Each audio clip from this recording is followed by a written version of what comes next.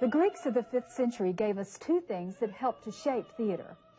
First, to have a bang-up success, it helps to have a festival or an event to stage your production around. For the Greeks, this was the festival of Dionysus, held in honor of the god of wine. So the Greeks gave us an event that helped writing and performing to blossom. An even bigger contribution to production was the stage. A stage, some sort of performance area, is central to theater, and the Greeks gave us that. Drawing on naturally rocky, irregular hillsides, the Greeks staged their comedies and tragedies in open-air stadiums with a bank of spectators half surrounding a playing area. They were large. The stadium at Olympia holds 20,000 spectators. Kentucky's Rupp Arena, for comparison, holds 24,000. The Greeks invented theater as we know it, but their performances are really different from what we're used to. 5th century audiences would have seen a lead singer and a chorus that underscored the personalities and situations of the actors. Lines were chanted back and forth in call and response fashion. Performance in 5th century Greece began as a competition between playwrights, but actors got more and more attention. They cultivated their voices and their body language. The masks of comedy and tragedy are emblems of the theater today, and they originated in ancient Greece also. Whole head masks were made of stiffened linen. In Greek theater, costumes were splendid. Actors would carry or wear role markers like scepters or garlands. The musician was also finely dressed. He would enter the chorus and normally stand in full view to play his solos. In classical Greece, an actor speaking for the author might cajole, advise, or challenge the spectators. There was not such a clear division between actor and audience as in today's performances. The Romans borrowed extensively from Greek theater, but there were some big differences. The Romans had a penchant for low comedy with mass appeal. The Romans loved sensationalism and spectacle, and that's reflected in the size of the theaters. One important thing the Romans gave us was pantomime. It's a central part of theater and dance today. The Romans also gave the world a new focus on characterization and some great stock characters. The cunning slave, the passionate young lover, the suspicious old father.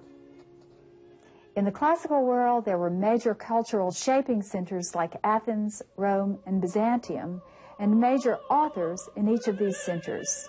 Structures were built to last: bridges, aqueducts, temples. The same was true of theaters. They had an air of permanence. In the Middle Ages, the nation was no more than a loose confederation of communities.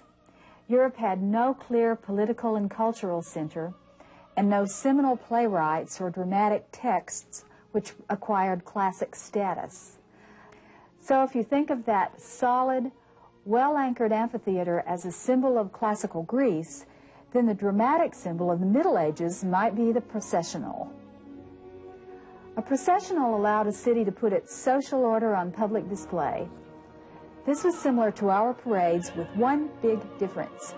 Groups with pageant wagons each performed a play before the city authorities when their section of the procession reached the central piazza. Processionals were on a grand scale with as many as 10 sections and 6 full plays. So the street was the stage. In the Middle Ages, the church was also a place for performances. So staging was limited. There was no scope for action behind the scenes. The Christian calendar shaped medieval drama. The miracle cycles were stories of man from creation to the Last Judgment, and they contained a vast quantity of material. Each cycle had to be broken into many short plays. Let's go back to a comparison of Greek performance and medieval performance. In Greece, theater was a mass communal experience. In the Middle Ages, we had small, intimate dramatizations of Bible stories. Lavish costuming was central to the experience. In the Middle Ages, masks were out, but face paint was in. Actors playing God or Christ painted their faces white, or sometimes gold, while the faces of angels were colored bright red. The Middle Ages had a love-hate relationship with the theater. The Church of the Middle Ages contributed to the art of drama by its love of lavish spectacle, but they frowned upon theater as a sinful, decadent art. Modern European acting began with the Italian Commedia dell'arte in 1545. These traveling troupes helped transmit a love of theater from place to place. Two new elements are worth thinking about. First, actors in the Commedia dell'arte improvised their scenes. The actor would invent words to meet the occasion of the play. They used only the outline of the plot. This encouraged a spontaneity of action that completely changed the direction of drama. Second, actors in Commedia dell'arte used basic comic types. These characters appeared in the same masks play after play. As these characters became well known, dramatists knew just how the audience would react to them. During the Renaissance, popular characters also wore beards of lamb. Actors playing ghosts and murderers powdered their faces with chalk, and those appearing as Africans and Moors were blackened with soot or burnt cork. These actors began to develop the distinctive stage character of the theater. In the Middle Ages, the biblical text was the centerpiece. In the framework of the Commedia dell'arte, the actor became the centerpiece.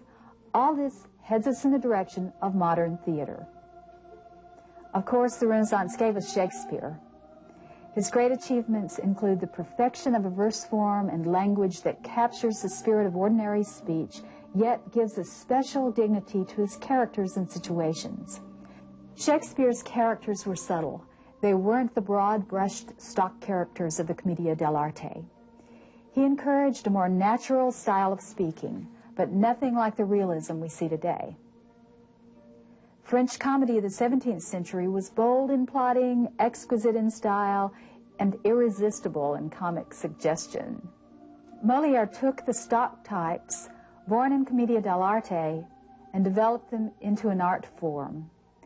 When we see some of the pratfalls of today's comedy, we're getting our laughs in the tradition of Molière. He broke new ground when he set his action indoors. Molière also engineered a change from multiple settings of early biblical drama to a stage with a single set. This throwback to classical drama helped preserve the unity of place. By the middle of the 19th century, drama was an art form that was truly entrenched in the past. Nobody went to the theater expecting more than a night of cheap laughs and cheaper thrills. Hardly anybody respectable or intelligent went to the theater at all. So things had to change. The theater had to become modern before any of the other arts because it was the most rooted in the past. Ibsen and Chekhov engineered this change with a new realism. Actors were cutting and buttering real slices of bread, but the changes went much deeper than that. Darwin had given us a new window on human experience, and theater was quickly in step with this new scientific era. Ibsen and Chekhov led the way. It's been said that Ibsen was a Manet, all bold strokes and startling perceptions. If this is true, then Chekhov was a Seurat. He created such burningly intense pictures that they were just a blur if you looked too closely.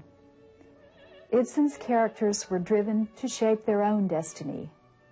Chekhov saw a multitude of human choices in every word and action. With Ibsen and Chekhov, the stock type is gone. We have real three-dimensional beings. Add Shaw and Pirandello to the mix, and the dramatist became paramount in the theater. The actor had to adapt himself to new conditions. Realistic dialogues demanded a quiet, conversational style. Gestures had to become more restrained. The realistic playwright wanted all the clutter of daily living. These writers were about a slice of life and a clear separation of audience from actors. This led to the darkening of the auditorium. Spectators were seeing through a fourth wall. They watched, but they weren't involved. This worked for a while, but when the 20th century dawned, there was a massive shift in all the arts. Subject matter, acting styles, staging. New ground was broken in every performance, and all parts of the theater were open for the kind of experimentation that we see today.